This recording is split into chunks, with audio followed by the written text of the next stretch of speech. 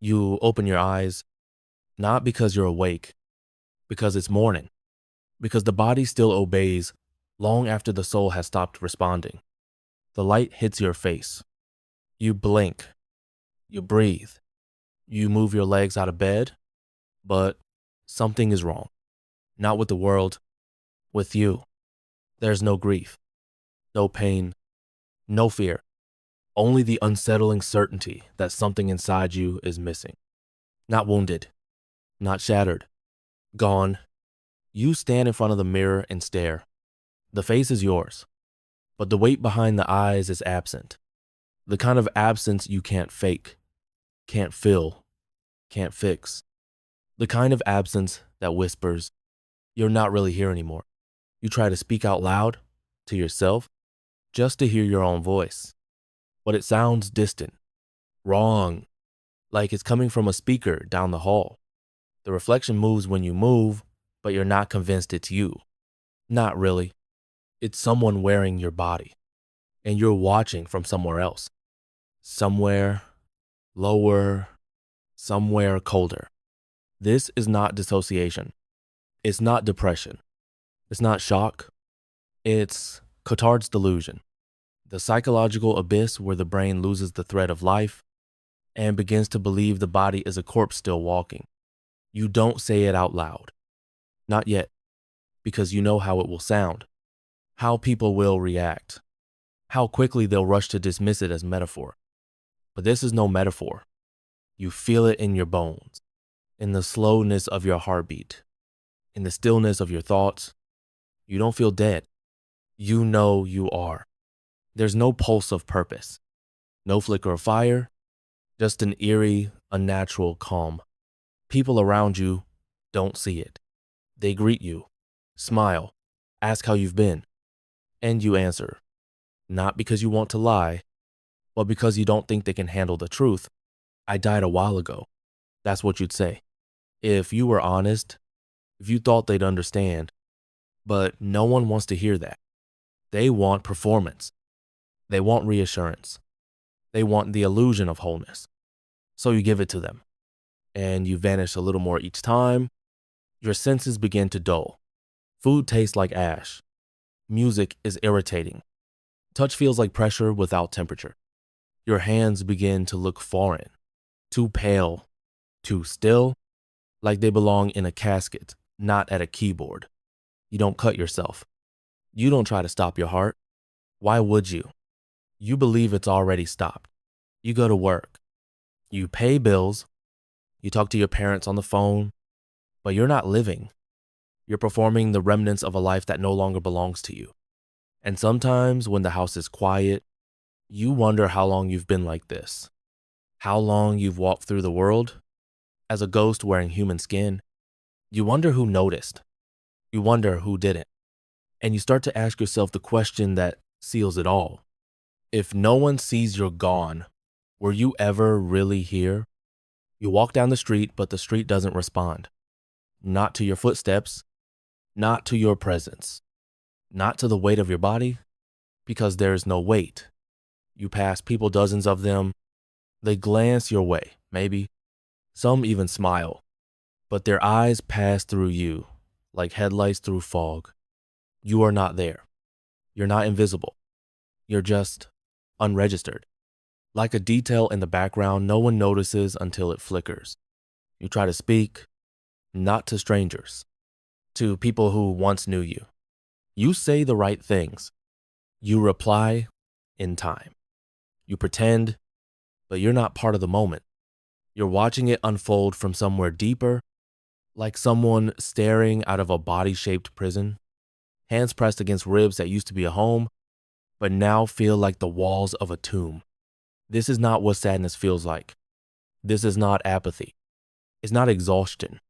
This is the certainty deep, cold, bone deep certainty that you no longer belong to the world that moves. Because the world does move. Children laugh. Birds fly. Cars honk. Time passes, and you remain still in the middle of it all. The calendar flips. The seasons change. You see leaves fall, melt in snow, reappear in bloom, But to you, it's a simulation, something happening on a screen. You are no longer a participant. You are a relic, a memory still pretending to be a person. And every attempt to reconnect only reminds you how far you've drifted. You try therapy? You sit across from someone who says your name and asks questions with gentle concern. You nod, you explain, you say the words, and they write things down. They nod back, but they don't see it. They don't see that the eyes looking at them are windows to a space that's long been abandoned. They don't hear the absence behind your voice. They think you're describing a feeling, but you're not. You're describing a state of being. You're not feeling dead. You are dead, just not in the way the world measures. There's no blood, no funeral, no obituary, just a quiet decoupling from existence. And the body goes on. That's what makes it terrifying, because you still breathe, still blink, still move through rooms, still answer emails, still buy groceries. But each act is a reenactment, a ritual performed by something that forgot why it began. And as time moves forward, you start to lose the memory of ever being alive.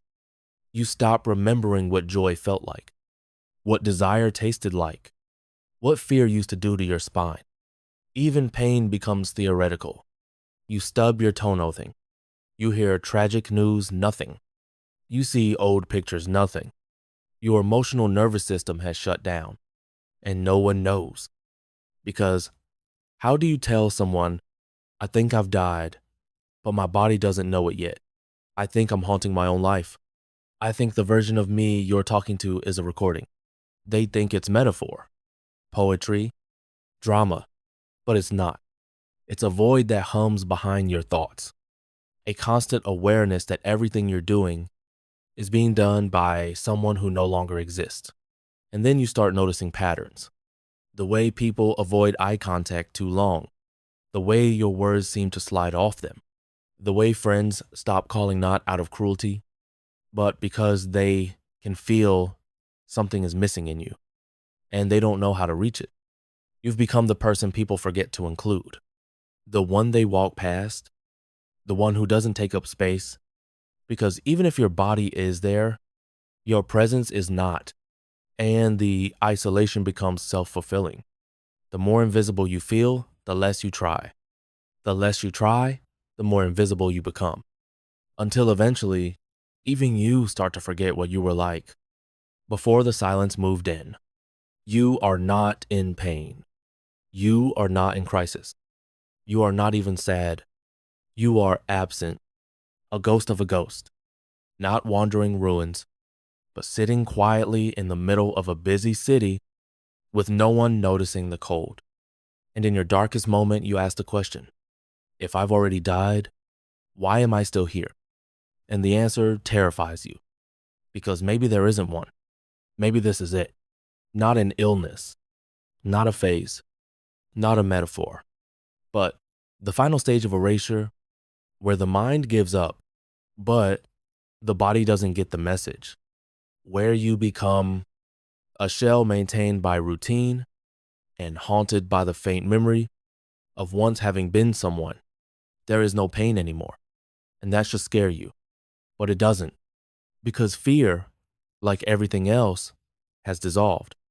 You don't feel grief. You don't feel joy. You don't feel anger or hope. You don't even feel the weight of being trapped, because you've stopped believing you're trapped. There is no prison, only space, infinite space, and you, a hollow figure drifting through it. You still walk, still speak, still sleep, still respond when your name is called, but none of those things mean you've returned. You've memorized the choreography of the living, but the dance is empty. You're not moving to music. You're repeating motion. And deep inside, in that stillness behind your eyes, you begin to realize something terrifying. You don't want to come back. Not because you enjoy this, but because you no longer remember what it meant to be alive. The thought of returning feels like a myth, a distant memory passed down from a version of you that no longer exists, a version that had energy, emotion, Curiosity. You hear people talk about healing, recovery, coming out the other side, but their words don't land because their words are meant for the hurting, for the wounded, for the broken. You are not broken. You are absent. And there's a difference. Broken things can be repaired. Absent things must be reborn. So you ask yourself the question no one else dares to. How do you rebuild a self that no longer believes in its own reality? You sit with it day after day, week after week, and something strange begins to happen.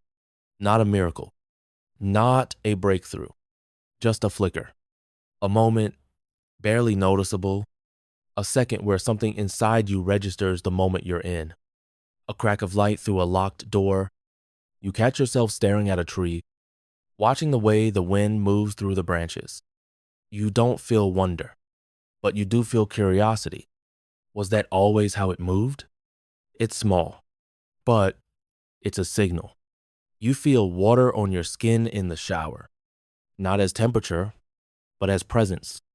Your hand touches your own face, and for a brief second, you feel contact, as if the body is starting to return to itself. You don't cry, but you want to, not from pain, from recognition. You're still here. Somewhere, deep inside the numb machinery, some spark of you has survived. Not loud, not proud, just patient, waiting. You won't come back all at once. There's no cinematic moment of resurrection. There's no one gesture that reactivates reality. But there are small choices, tiny rebellions against the nothing. You open the window, not for air, for sound. You put on music, not because you want to dance, but because silence has become too familiar. You say your name out loud, not because you need to, but because you're testing whether it still fits. And somewhere, over time, the belief that you are dead begins to shift, not into the belief that you are fully alive, but into a question. What if I'm not dead? What if I'm just disconnected? What if this isn't the end, but the in-between? And questions, unlike certainties, allow for movement. You start to write things down. You don't know why. You don't have anything to say. But the motion feels like tracing the shape of a voice you've forgotten how to use. You begin to imagine not a future, not a goal, just a moment that hasn't happened yet. You imagine touching someone's hand and feeling it. You imagine laughing and meaning it. You imagine waking up and not immediately thinking, this is pointless. These are not promises. They are not even plans. They are whispers, signals, resonances of life beneath the dust. And slowly, quietly, the haunting begins to lift. You're not back. You may never be the person you were, but something begins to stir inside the stillness. Not a self, not a soul, a seed, the belief that being alive might still be possible. And in that belief, even if it's just for a second, the ghost inside you stops drifting. And for the first time in what feels like eternity, you take a step toward the living.